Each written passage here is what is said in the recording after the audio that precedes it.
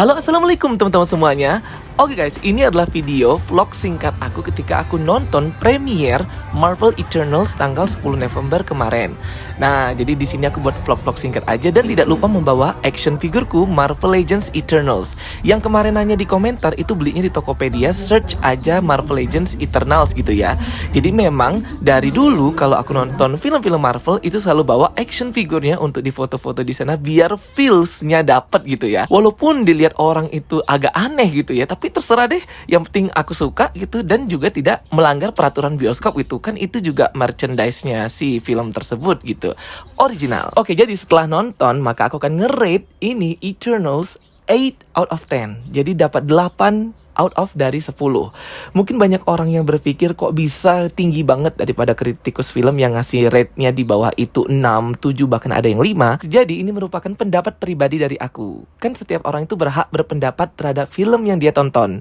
Jadi mungkin pendapat orang-orang itu berbeda, nggak masalah. Tapi ingat tujuannya utama film itu ialah untuk menghibur. Oke, kita langsung aja review filmnya. Oke, di video kali ini aku akan menceritakan film dari Eternals. Reviewnya singkat aja ya, singkat, padat, dan jelas. Karena untuk penjelasan yang lebih rinci dan lebih panjang itu ada di 2 video. Nanti aku kasih linknya di kolom komentar, oke? Di satu kata sih untuk film Eternals ini, jangan berekspektasi tinggi banget. Karena memang ketika aku masuk bioskop, itu tuh atmosfernya kayak beda banget gitu dengan film-film Marvel sebelumnya. Apalagi film Shang-Chi yang baru-baru ini tayang di bioskop ya. Jadi atmosfernya tuh kayak aku nonton film X-Men Dark of Phoenix, filmnya Sony Venom, dan film Eternals itu memberikan atmosfer itu ke aku gitu waktu pertama kali nonton ya. Mungkin ini nggak tahu ya lebay apa enggak ya, terserah deh kalian mau ngomongnya lebay apa enggak, tapi aku ngerasanya gitu, seolah-olah kayak ini kayaknya bukan film Marvel deh, karena memang atmosfer, feeling itu beda banget. Sorry ya guys, kameranya habis baterai, jadi kita sekarang record suara doang ya. Jadi intinya konflik dalam film Eternals itu adalah kelahiran celestial baru Tiamut yang akan menghancurkan planet bumi. Nah, si Eternals ini ternyata dibohongin oleh celestial. Mereka baru tahu kebenarannya setelah si Ajak itu mati, bahwa Eternals itu diutus ke bumi bukan sebagai penolong umat manusia, namun hanya sebagai pembantu celestial untuk melahirkan celestial baru dengan cara meningkatkan populasi makhluk berintelligence tinggi di planet tersebut, yaitu manusia. Setidaknya seperti itu yang saya tangkap kemarin ketika nonton di bioskop. Pokoknya saya sederhanakan ceritanya, intinya seperti itu. Karena hal tersebutlah Eternals jadi memberontak dan saling perang saudara. Ikaris pengen celestial baru segera lahir karena loyal sama celestial. Yang lain tidak setuju karena umat manusia akan kiamat, jadinya mati semua. Pada akhirnya si Cersei bisa mengendalikan keadaan dengan membentuk Unimind bersama celestial Tiamut untuk menghentikan kelahiran dan menidurkannya kembali, tentu menggunakan kekuatan cosmic energy. Dan pada akhirnya terselamatkanlah planet bumi. Nah, kenapa si Cersei itu bisa mengendalikan celestial Tiamut yang kuat banget itu dari kelahirannya? Berdasarkan di film kemarin, ternyata diketahui fakta bahwa ketika Eternals itu ingin membentuk Unimind dan mengendalikan celestial, maka celestial yang bersangkutan itu harus ikut dalam proses Unimind tersebut. Dan Cersei ternyata menyadarinya. Ia langsung menciptakan Unimind sekali lagi bersama 8 Eternals tersisa, ditambah dengan celestial Tiamut yang ikut bergabung dalam proses pembentukan Unimind. Nah, karena hal inilah akhirnya Tiamut bisa ditidurkan kembali dari kelahirannya. Nah, fakta ini didukung oleh dialog Cersei pada saat di film ketika dia berkata bahwa ia merasakan energi celestial Tiamut mengalir melalui dirinya ketika ia menyentuh telapak tangan celestial Tiamut. Jadi inti ceritanya cuma gitu doang, simple, sederhana, namun menimbulkan banyak pertanyaan. Oke, itu dia tadi tentang inti ceritanya. Sekarang kita akan bahas fakta-fakta menarik yang ternyata terungkap di film Eternals ini guys. Jadi kalau menurut ceritanya Arishem The Celestials, universe atau semesta Marvel ini bergantung pada celestial. Celestial itu ibarat sumber energi kehidupan alam semesta, penciptaan matahari, penciptaan galaksi, penciptaan planet, dan kehidupan, pokoknya semua karena celestial gitulah. Dan Arishem itu menanam embrio celestial di penjuru galaksi, ditanam di inti planet masing-masing, di mana setiap 1 miliar tahun sekali celestial baru itu harus lahir. Nah, kelahirannya celestial ini bergantung kepada penduduk atau populasi di planet tersebut. Karena embrio celestial yang mau lahir itu ya memakan atau mengkonsumsi energi kehidupan dari populasi manusia yang memiliki akal atau intelligence yang baik. Jadi manusia itu memang harus berevolusi, berkembang pemikirannya dan akalnya, karena itu jadi makanannya si embrio celestial di inti planet itu yang nantinya akan lahir. Nah makanya ketika Thanos nge-snap half of the universe, setengah dari alam semesta, maka populasi itu berkurang setengah, sehingga kelahiran atau emergence dari celestial itu pun tertunda. Oke, itu fakta pertama. Fakta kedua, Deviant.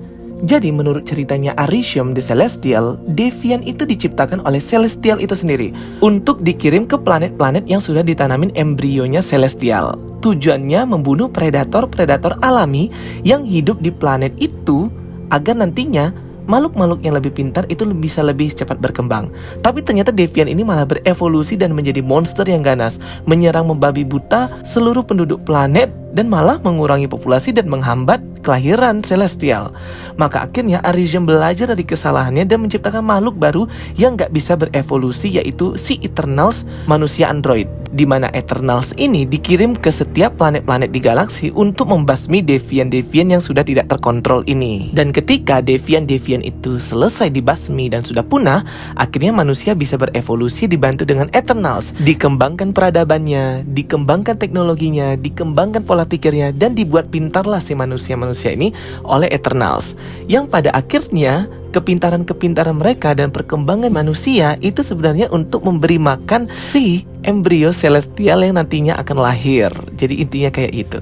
Nah kalau Deviant yang kita lihat di movie itu sebenarnya Deviant yang terjebak di dalam es, tapi karena esnya meleleh mereka pun bebas. Jadi inilah misi sebenarnya Eternals itu ke bumi, dan kebenaran ini hanya Ajak yang tahu sebagai Prime Eternals, sedangkan yang lainnya itu nggak tahu menau. Namun kemudian sebelum berpisah, Ajak itu ngasih tahu Ikaris tentang kebenaran misi mereka.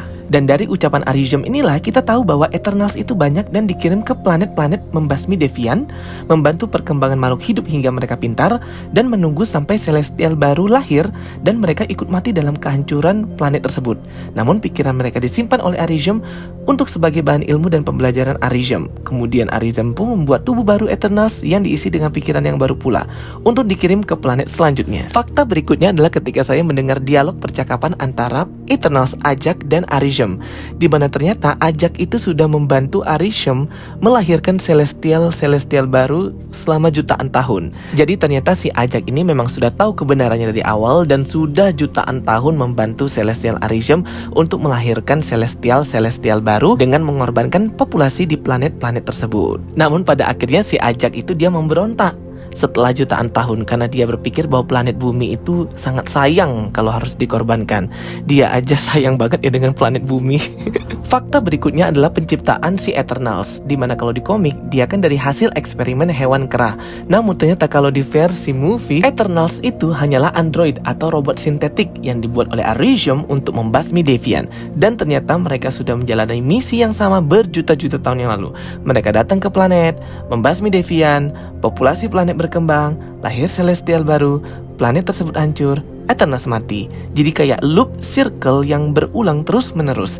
Tapi Eternals itu dihapus memorinya dan tidak ingat, kecuali Ajak. Nah masalah memori atau ingatan ini ternyata si Tina itu memorinya nggak sepenuhnya terhapus oleh Arishem. Jadi ada kesalahan atau nge-lag gitulah. Jadi sehingga si Tina ini suka hilang kendali karena memorinya ini saling bertumpuk di ingatannya dari planet-planet sebelumnya. Contoh dia ngomong tentang kehancuran planet Century 6 kalau nggak salah ya. Fakta berikutnya adalah hal yang aku nggak suka dari film ini. Storynya lambat, dialog antar pemerannya kurang ada chemistry, cuman beberapa aja. Kemampuan Eternals itu dibuat lemah, nggak kayak di komik. Penggambaran Eternals ini adalah ras pertama dan sebagai nenek moyang yang mengajari manusia juga cikal bakal peradaban itu kurang banget feel-nya gitu.